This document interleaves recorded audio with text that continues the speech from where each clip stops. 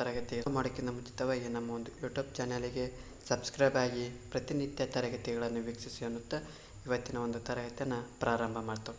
ಇವತ್ತಿನ ತರಗತಿ ಕಂದಾಯ ನ್ಯಾಯಾಲಯಗಳ ಬಗ್ಗೆ ಚರ್ಚೆಯನ್ನು ಮಾಡ್ತೇವೆ. ಅಂದ್ರೆ ರೆವಿನ್ಯೂ ಕೋರ್ಟ್ ಅಂತ ಹೇಳ್ತಾ ಹೋಗ್ತೀವಿ. ಅಂದ್ರೆ ಕಂದಾಯ ನ್ಯಾಯಾಲಯಗಳ ಬಗ್ಗೆ ಚರ್ಚೆ.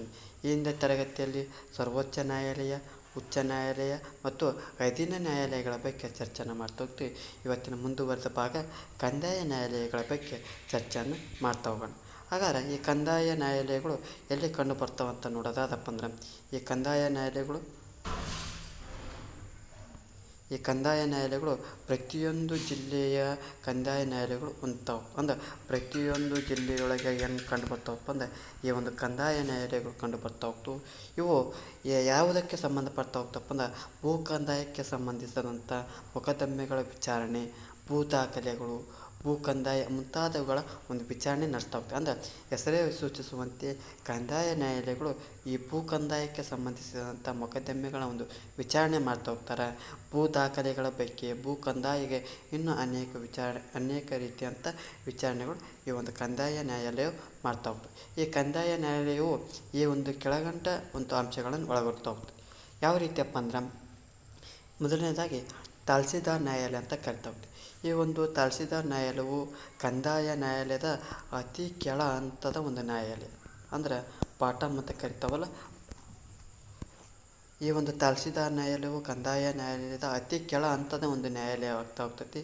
ಜೊತೆಗೆ ಇಲ್ಲಿ ತಹಸೀಲ್ದಾರರೇ ನ್ಯಾಯಾಧೀಶರಾಗಿರ್ತಾರೆ. ಯಾರು ಈ ಒಂದು ತಹಸೀಲ್ದಾರ್ ನ್ಯಾಯಾಲಯದೊಳಗೆ ತಹಸೀಲ್ದಾರ್ ನ್ಯಾಯಾಲಯದೊಳಗೆ ಇಲ್ಲಿ ನ್ಯಾಯಾಧೀಶರು ಯಾರಾಗಿರ್ತಾರಪ್ಪ ಅಂದ್ರೆ ಈ ತಹಸೀಲ್ದಾರ್ ಅವರೇ ಆಗಿರ್ತಾರೆ. ಈ ನ್ಯಾಯಾಲಯವನ್ನು ತಾಲೂಕು ಮ್ಯಾಜಿಸ್ಟ್ರೇಟ್ ನ್ಯಾಯಾಲಯ ಅಂತಂದು ಕರಿತಾ ಹೋಗ್ತಾರೆ. ಅಂದ್ರೆ ಈ ಒಂದು ತಹಸೀಲ್ದಾರ್ ನ್ಯಾಯಾಲಯವನ್ನು ಏನಂತ ಕರೀತಾರಪ್ಪ ಅಂದ್ರೆ ತಾಲೂಕು ಮ್ಯಾಜಿಸ್ಟ್ರೇಟ್ ನ್ಯಾಯಾಲಯ ಅಂದು ಕರಿತಾ ಹೋಗ್ತಾರೆ. ಮತ್ತೆ ಮುಂದುವರೆದು ನೋಡ್ತಾ ಹೋಗೋಣ.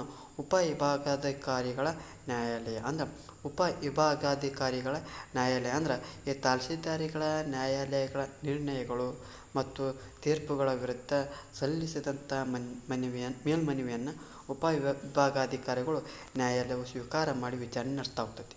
ಅಂದ್ರೆ ಈ ತಹಸೀಲ್ದಾರ್ ನ್ಯಾಯಾಲಯದೊಳಗೆ ಈ ತೀರ್ಪಾಗಿರ್ತೈತಿ, ಜೊತೆಗೆ ನಿರ್ಣಯ ಆಗಿರ್ತೈತಿ. ಈ ಒಂದು ತೀರ್ಪಿನ ವಿರುದ್ಧ ಏನು ಮಾಡ್ತಾ ಹೋಗ್ತಾರಪ್ಪ ಅಂದ್ರೆ ಕಕ್ಷಿದಾರರು ಮೇಲ್ಮನವಿಯನ್ನು ಸಲ್ಲಿಸ್ತಾರೆ. ಎಲ್ಲಪ್ಪ ಅಂದ್ರೆ ಉಪವಿಭಾಗಾಧಿಕಾರಿಗಳ ನ್ಯಾಯಾಲಯಕ್ಕೆ ಸಲ್ಲಿಸ್ತಾರೆ. ಅವರು ಏನು ಮಾಡ್ತಾ ಹೋಗ್ತಾರಪ್ಪ ಆ ಒಂದು ತೀರ್ಪುಗಳನ್ನು ಸ್ವೀಕಾರ ಮಾಡಿ ವಿಚಾರಣೆ ನಡೆಸಿ ಆ ಒಂದು ಉಪವಿಭಾಗದ ವಿಚಾರಣೆ ನಡೆಸಿ ತೀರ್ಪನ್ನು ಕೊಡ್ತಾ ಹೋಗ್ತಾರೆ. ಈ ಒಂದು ನ್ಯಾಯಾಲಯವನ್ನು ಉಪವಿಭಾಗಾಧಿಕಾರಿ ನ್ಯಾಯಾಲಯದ ಉಪವಿಭಾಗಾಧಿಕಾರಿ ನ್ಯಾಯಾಲಯ ಅಂತ ಕರಿತಾ ಹೋಗ್ತಾರೆ. ಈ ನ್ಯಾಯಾಲಯದ ನ್ಯಾಯಾಧೀಶರು ಯಾರಪ್ಪ ಅಂದ್ರೆ ಅಸಿಸ್ಟೆಂಟ್ ಕಮಿಷನರ್ ಅಂತ ಬರ್ತಾರೆ. AC ಅಂತಾರಲ್ಲ, ಅಸಿಸ್ಟೆಂಟ್ ಕಮಿಷನರ್ ಅಂತ ಕರಿತಾ ಹೋಗ್ತಾರೆ. ಜೊತೆಗೆ ಈ ಜಿಲ್ಲಾ ನ್ಯಾಯಾಲಯ ಅಥವಾ ಜಿಲ್ಲಾ ಮ್ಯಾಜಿಸ್ಟ್ರೇಟ್ ನ್ಯಾಯಾಲಯ ಅಂತ ಕರಿತಾ ಹೋಗ್ತದೆ. ಅಂದರೆ ಈ ನ್ಯಾಯಾಲಯವು ಎಲ್ಲ ಜಿಲ್ಲೆಗಳು ಕಂಡು ಬರ್ತಾ ಹೋಗ್ತತಿ. ಇಲ್ಲಿ ಈ ಒಂದು ನ್ಯಾಯಾಲಯದೊಳಗೆ ಏನಾಗ್ತದಪ್ಪ ಅಂದ್ರೆ ಈ ತಹಸೀಲ್ದಾರ್ ಮತ್ತು AC ಅಸಿಸ್ಟೆಂಟ್ ಕಮಿಷನರ್ಗಳು ಈ ನ್ಯಾಯಾಲಯಗಳು ಏನು ಮಾಡ್ತಾ ಹೋಗ್ತಪ್ಪ ಅಂದ್ರೆ ಆ ತೀರ್ಪಿನ ವಿರುದ್ಧ ಸಲ್ಲಿಸಿದಂಥ ಮೇಲ್ಮನವಿಗಳನ್ನು ಸ್ವೀಕಾರ ಮಾಡಿ ವಿಚಾರಣೆ ನಡೆಸ್ತಾ ಹೋಗ್ತೈತಿ. ಅಂದರೆ ಈ ತಹಸೀಲ್ದಾರ್ ಮತ್ತು ಅಸಿಸ್ಟೆಂಟ್ ಕಮಿಷನರ್ ಏನವರು ವಿಚಾರಣೆ ನಡೆಸಿ ತೀರ್ಪು ಕೊಟ್ಟಿರ್ತಲ್ಲ, ಆ ತೀರ್ಪಿನ ವಿರುದ್ಧ ಕಕ್ಷಿದಾರ ಏನು ಮಾಡ್ತಾ ಹೋಗ್ತಾರೆ, ಮೇಲ್ಮನವಿ ಸಲ್ಲಿಸುತ್ತೆ ಅಲ್ಲಿ ಜಿಲ್ಲಾ ಕಂದಾಯ ನ್ಯಾಯಾಲಯದೊಳಗೆ. ಆ ಒಂದು ಜಿಲ್ಲಾ ಕಂದಾಯ ನ್ಯಾಯಾಲಯ ಏನು ಮಾಡ್ತಾ ಹೋಗ್ತದಪ್ಪ ಅಂದ್ರೆ ಆ ಒಂದು ತೀರ್ಪುಗಳನ್ನು ಸ್ವೀಕರಿಸಿ ಆ ಮೇಲ್ಮನವಿಗಳನ್ನು ಸ್ವೀಕರಿಸಿ ವಿಚಾರಣೆ ಮಾಡಿಸ್ತಾ ಹೋಗ್ತದೆ. ಹಾಗಾದರೆ ಈ ನ್ಯಾಯಾಲಯದ ನ್ಯಾಯಾಧೀಶರು ಯಾರಾಗಿರ್ತಾರಪ್ಪ ಅಂದ್ರೆ ಜಿಲ್ಲಾಧಿಕಾರಿಗಳು ಜಿಲ್ಲಾ ಕಂದಾಯದ ಒಂದು ನ್ಯಾಯಾಲಯದ ನ್ಯಾಯಾಧೀಶರಾಗಿರ್ತಾರೆ. ಅಂದರೆ ಜಿಲ್ಲಾಧಿಕಾರಿಗಳನ್ನು ಡೆಪ್ಯೂಟಿ ಕಮಿಷನರ್ ಅಂತಂದು ಕರಿತಾ ಹೋಗ್ತೇವೆ. ಮತ್ತೆ ಮುಂದುವರೆದು ನೋಡ್ತಾ ಹೋಗೋಣ. ಆಯುಕ್ತರ ವಲಯ ಅಂತಂದು ಕರಿತಾ ಹೋಗ್ತೀವಿ. ಆಯುಕ್ತರ ವಲಯ ಅಂತಂದ್ರೆ ನಮ್ಮ ಕರ್ನಾಟಕವನ್ನು 4 ವಿಭಾಗಗಳನ್ನಾಗಿ ಮಾಡಿದ್ದೇವೆ. ಏನಪ್ಪ, 1ನೇದು ಕಲಬುರಗಿ, 2ನೇದು ಬೆಳಗಾವಿ, 3ನೇದು ಬೆಂಗಳೂರು, 4ನೇದು ಮೈಸೂರು. ಇವುಗಳಿಗೆ ಏನಂತ ಕರಿತಪ್ಪ ಅಂದ್ರೆ ಆಯುಕ್ತರ ಅಂತಂದು ಆಯುಕ್ತರಿಗೆ ಒಳಪಡ್ತಾವೆ. ಒಂದೊಂದು ವಿಭಾಗವು ಆಯುಕ್ತರಿಗೆ ಒಳಪಡ್ತಾ ಹೋಗ್ತವೆ. ಅದೇ ರೀತಿ ಇಲ್ಲಿ ಆಯುಕ್ತರ ಒಂದು ನ್ಯಾಯಾಲಯವನ್ನು ಕಾಣ್ತಾ ಹೋಗ್ತೀವಿ. ಈ ಆಯುಕ್ತರ ನ್ಯಾಯಾಲಯವು ಜಿಲ್ಲಾ ಮ್ಯಾಜಿಸ್ಟ್ರೇಟ್ ನ್ಯಾಯಾಲಯಗಳು ಕೊಡುವ ಒಂದು ತೀರ್ಪಿನ ವಿರುದ್ಧ ಮೇಲ್ಮನವಿಯನ್ನು ಸ್ವೀಕಾರ ಮಾಡಿ ವಿಚಾರಣೆ ಪಡಿಸಿ ಇತ್ಯರ್ಥಪಡಿಸ್ತಾ ಹೋಗ್ತೈತಿ. ಇದರ ಒಂದು ನ್ಯಾಯಾಧೀಶರು ರಾಜ್ಯ ಮಟ್ಟದ ಒಂದು ವಿಭಾಗೀಯ ಆಯುಕ್ತರಾಗಿರೋದನ್ನು ಕಾಣ್ತಾ ಹೋಗ್ತೀವಿ. ಅಂದ್ರೆ ಜಿಲ್ಲಾ ಒಂದು ಮ್ಯಾಜಿಸ್ಟ್ರೇಟ್ ನ್ಯಾಯಾಲಯಗಳು ನೀಡಿದ ಒಂದು ತೀರ್ಪಿನ ವಿರುದ್ಧ ಮೇಲ್ಮನವಿ ಸಲ್ಲಿಸಿದಾಗ ಆ ಒಂದು ವಿಚಾರಣೆ ಯಾರು ನಡೆಸ್ತಾರಪ್ಪ ಅಂದ್ರೆ ಆಯುಕ್ತರ ನ್ಯಾಯಾಲಯವು ನಡೆಸ್ತಾ ಹೋಗ್ತೈತಿ. ಈ ಒಂದು ಆಯುಕ್ತರ ನ್ಯಾಯಾಲಯದ ನ್ಯಾಯಾಧೀಶ ಯಾರಪ್ಪ ಅಂದ್ರೆ ರಾಜ್ಯ ಮಟ್ಟದ ವಿಭಾಗೀಯ ಆಯುಕ್ತರು ಆಗಿರೋದನ್ನು ಕಾಣ್ತಾ ಹೋಗ್ತೀವಿ. ಕೊನೆಗೆ ಕಂದಾಯ ಮಂಡಳಿ ಅಂತ ನೋಡ್ತಾ ಹೋಗ್ತೀವಿ. ಈ ಕಂದಾಯ ಮಂಡಳಿ ಇದು ಕಂದಾಯ ಮೊಕದ್ದಮೆಗಳಿಗೆ ಸಂಬಂಧಿಸಿದಂತೆ ಅತ್ಯುನ್ನತವಾದಂಥ ನ್ಯಾಯಾಲಯ ಕರಿತಾರೆ. ಅಂದ್ರೆ ಈ ಕಂದಾಯ ಮೊಕದ್ದಮೆಗಳಿಗೆ ಏನಿರ್ತಾವಲ್ಲ ಅತ್ಯುನ್ನತವಾದಂಥ ನ್ಯಾಯಾಲಯ ಯಾವ್ದಪ್ಪ ಅಂದ್ರೆ ಈ ಕಂದಾಯ ಮಂಡಳಿ ಅಂತಂದು ಕರಿತಾ ಹೋಗ್ತಾರೆ. ಈ ಕಂದಾಯ ಮಂಡಳಿ ಏನದು ಈ ಕಂದಾಯ ಮೊಕದ್ದಮೆಗಳಿಗೆ ಅತ್ಯುನ್ನತವಾದಂಥ ನ್ಯಾಯಾಲಯ ಈ ಕಂದಾಯ ಮಂಡಳಿ ಆಗಿರ್ತದೆ.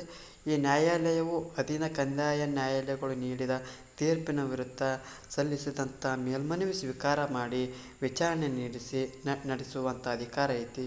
ಜೊತೆಗೆ ಇದರ ಒಂದು ಕಾರ್ಯದರ್ಶಿಗಳು ಇದರ ಒಂದು ಮುಖ್ಯಸ್ಥರಾಗಿರ್ತಾರೆ. ಈ ನ್ಯಾಯಾಲಯಗಳು ಉಚ್ಚ ನ್ಯಾಯಾಲಯದ ಒಂದು ಮೇಲ್ವಿಚಾರಣೆಯಲ್ಲಿ ಕಾರ್ಯನಿರ್ವಹಣೆ ಮಾಡ್ತಾ ಹೋಗ್ತವೆ.